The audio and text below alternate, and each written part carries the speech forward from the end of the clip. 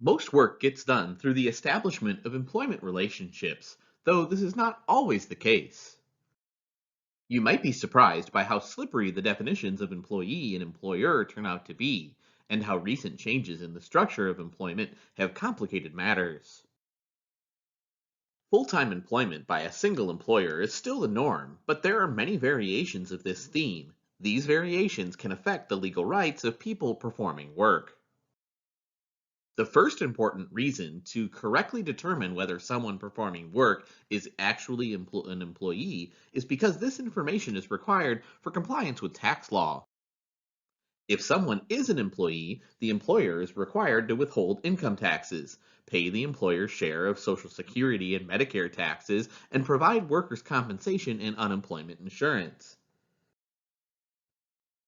Audits conducted in more than 20 states through 2012 found that 10 to 30% of employers had misclassified at least some of their employees as independent contractors. The second important reason to determine whether an employment relationship exists is that most laws do not apply in the absence of an employment relationship. Employee status may also be a prerequisite for some claims of continual benefits stemming from an employer's policies and benefits programs. In addition, coverage by employment laws often depends on minimum size requirements.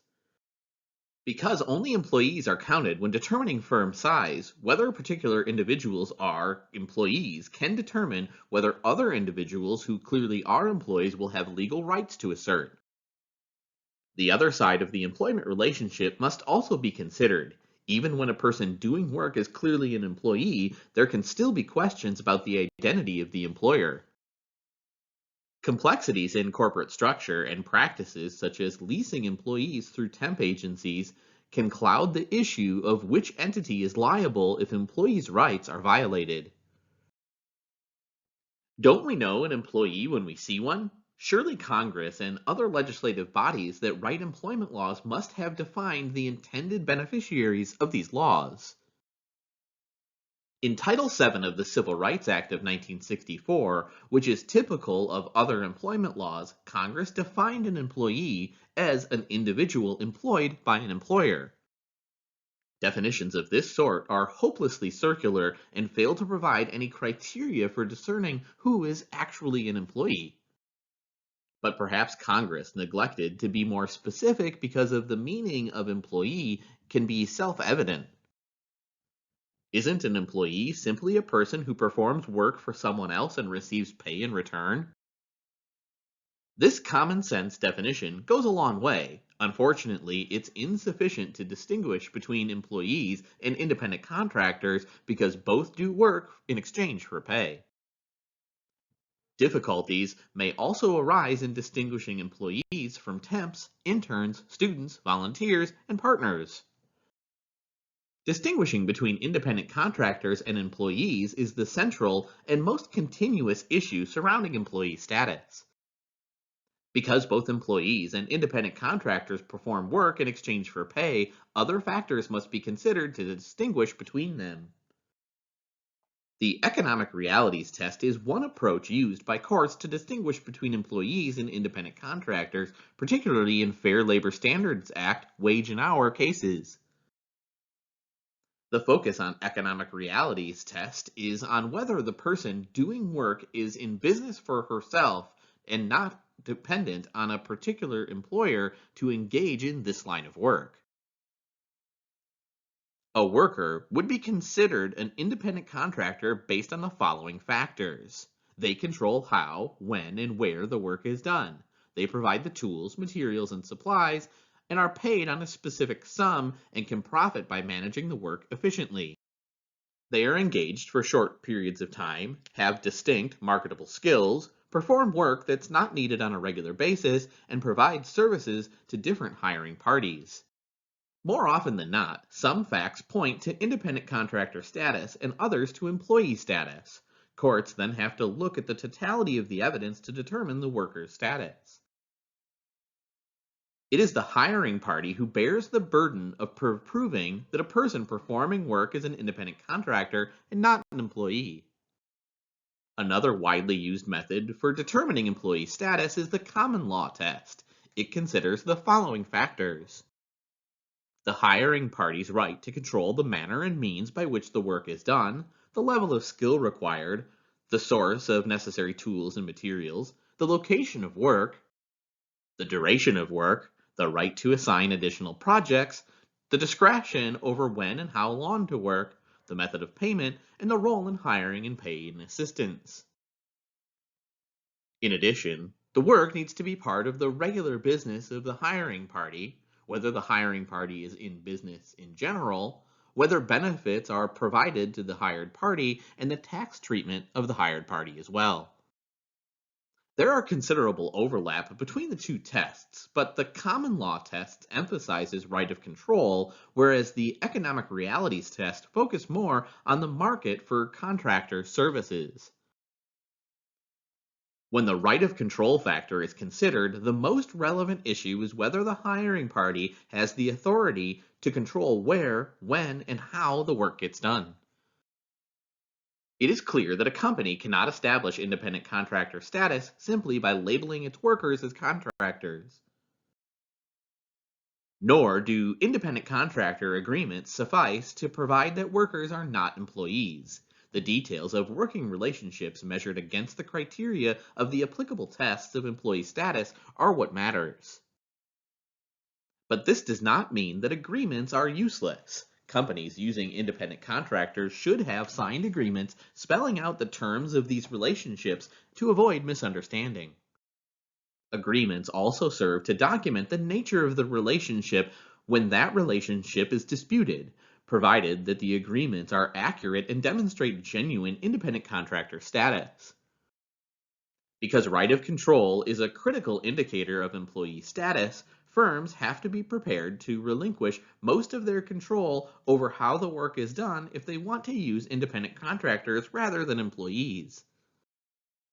This includes refraining from close supervision of independent contractors, directing or scheduling their activities, providing training, or requiring them to attend staff meetings. The criteria for distinguishing between employees and independent contractors points to several other things that employers should do to establish the independent contractor status of persons performing work. It is not essential that every one of the following conditions be met, but if several cannot be satisfied, that's a good indication that the worker should not be treated as an independent contractor. First, require that independent contractors supply their own tools, materials, and equipment and pay their own business expenses. Require that independent contractors hire their own assistants.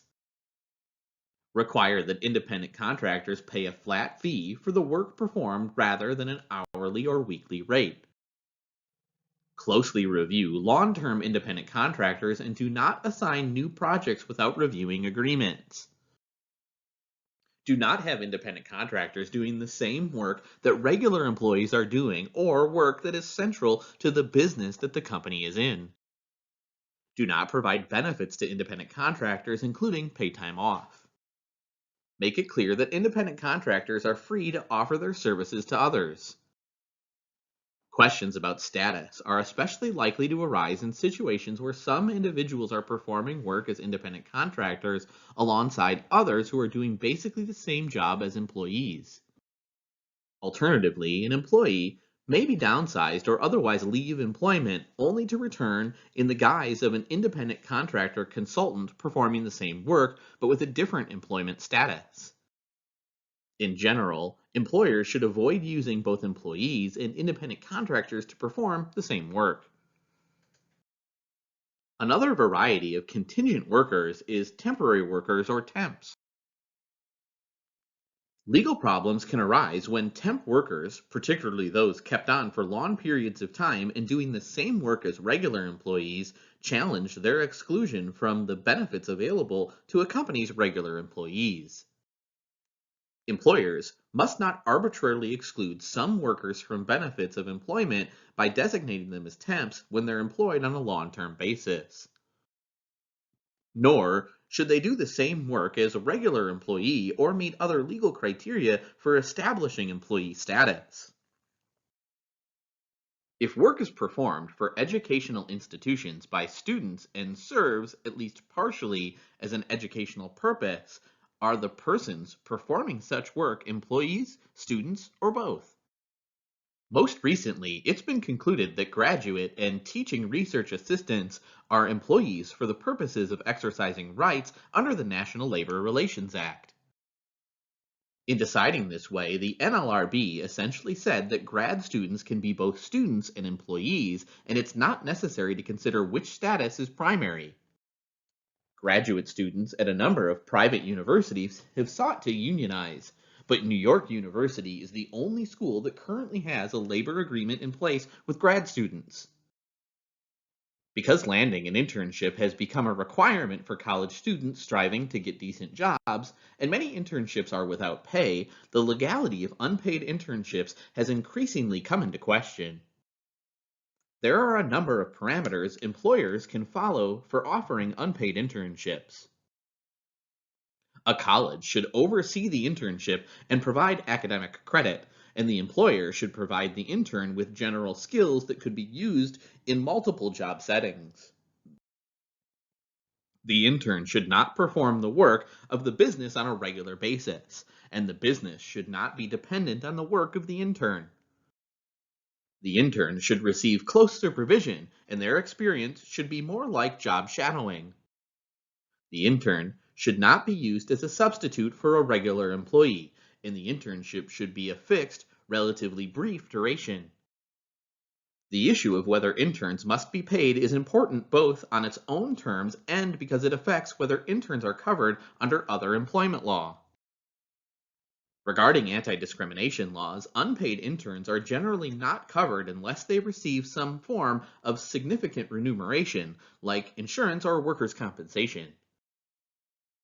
The receipt of academic credit or partial experience is not a benefit that would be deemed significant enough to create an employment relationship. However, if performance of an unpaid internship is required for or typically leads to regular employment with a particular employer, the unpaid intern could still be an employee. The employment status of paid interns generally rests on application of common law test criteria to the working relationship. Interns' general lack of autonomy suggests that if paid, they will also usually be covered as employees. Disputes occasionally arise regarding whether someone performing work is an employee or a volunteer. At first blush, disputes of this kind seem unlikely to occur because the element of payment or expectation of payment for services that lie at the core of an employment relationship is usually absent in volunteer work.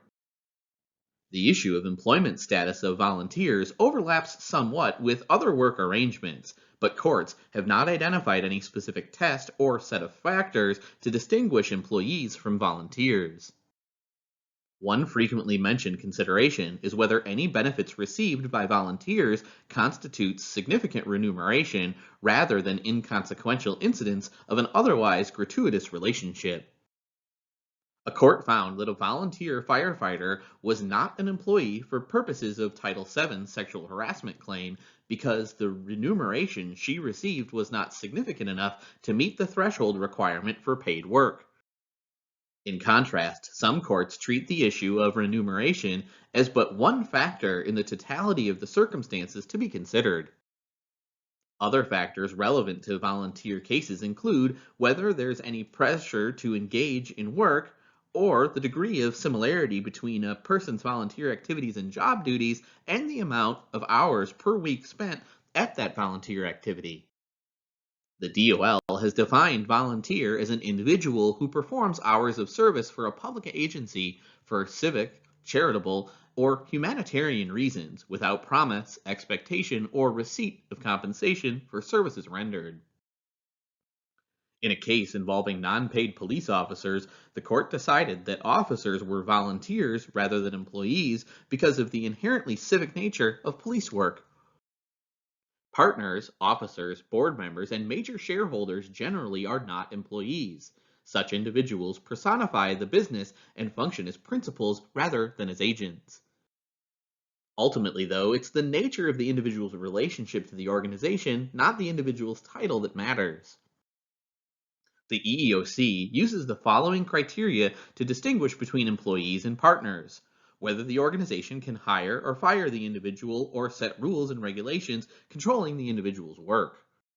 In consideration are such factors as supervision, whether and to what extent the organization supervises the individual's work, whether the individual reports to someone higher in the organization, whether and to what extent the individual is able to influence the organization, whether the parties intend for the individual to be an employee or a partner as expressed in written agreements or contracts, whether the individual shares in the profits, losses, and liabilities of the organization.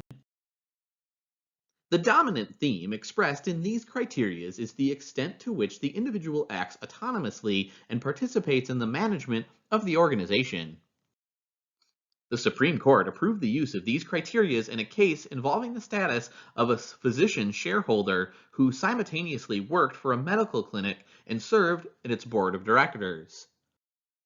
Determining the employment status of the physicians was necessary to determine whether the clinic met the minimum size requirements for a suit by another employee of the clinic under the Americans with Disabilities Act. Applying the criteria to the facts of the case, on the other hand, the physician's employment status was consistent with partner status, in that the physicians ran the clinic, shared in its profits, and were personally liable for malpractice claims. On the other hand, the fact that the physicians received salaries, reported to a manager, and were required to comply with clinic rules suggested employee status. The Supreme Court remanded the case for further consideration of these issues. In another case, a partner exercised substantial control over allocation of a firm's profits, could be removed only by unanimous votes, attended partnership meetings, and served as a trustee of the firm's 401k account. The plaintiff, one of only 4 general partners, was determined by the court not to be an employee. Lacking employee status, the partner's retaliation claim under Title VII was dismissed. Employees seeking to become partners can still bring claims based on the rights of employees if their discrimination is in the promotion process. Managers and supervisors are generally considered employees and have the same rights under most employment laws as other employees. However, they are not protected by the National Labor Relations Act and will often be exempted from coverage under wage and hour law.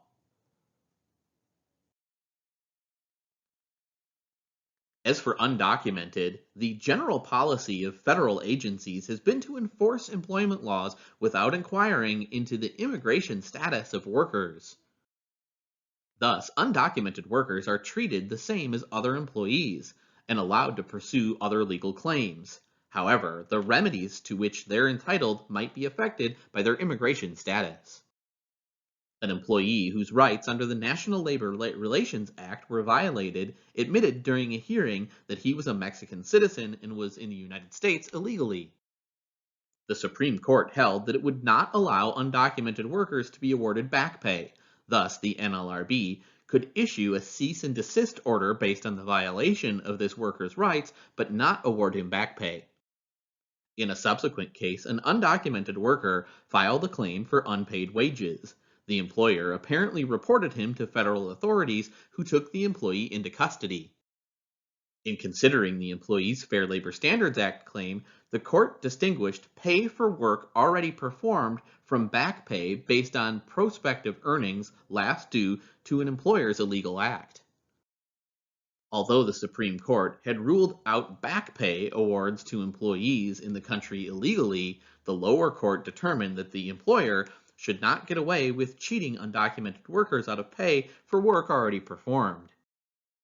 Federal courts have continued to take this position. Likewise, state courts have generally held that undocumented workers are entitled to workers' compensation benefits when they're hurt on the job. As a general rule, employers are legally responsible for the actions of their employees. When an employer grants supervisors and managers the authority to make employment decisions, the employer is liable if the employees use that authority to make employment decisions in ways that violate the law. The argument that the employer was not aware of the employee's actions or that the employee's actions were contrary to company policy will not save an employer from liability, although it might avert the imposition of punitive damages. Employers need to carefully select, train, monitor, and review the actions of their employees, especially those responsible for human resource decisions. There are bounds to the responsibility of employers for the actions of their agents. Employer liability is usually limited to employee actions taken within the scope of their employment. Actions are within the scope of employment to the extent that they relate to the kind of work the employee was hired to perform, take place substantially within the workplace and during work hours, and serve the interests of the employer. Harmful employee actions taken outside the scope of employment still might form the basis for employer liability if the employer intended the harm to occur, was negligent or reckless, or impermissibly delegated the employer duty. In some circumstances, a supervisor or manager can be held individually liable for violating an employee's rights, but this is generally in addition to employer liability. The organizational structures of corporations are complex. An intricate network of relations exists between parent companies, subsidiaries, divisions, affiliates, and other entities. In light of all these overlapping, connected, and embedded organizational units, what exactly is the employee organization? The EEOC uses the following criteria to determine whether two or more separate entities should be considered parts of an integrated enterprise. The degree of interrelation between operations, the degree to which entities share common management, the degree to which there is centralized control of human resources and labor relations policies, the degree of common ownership or financial control over these entities.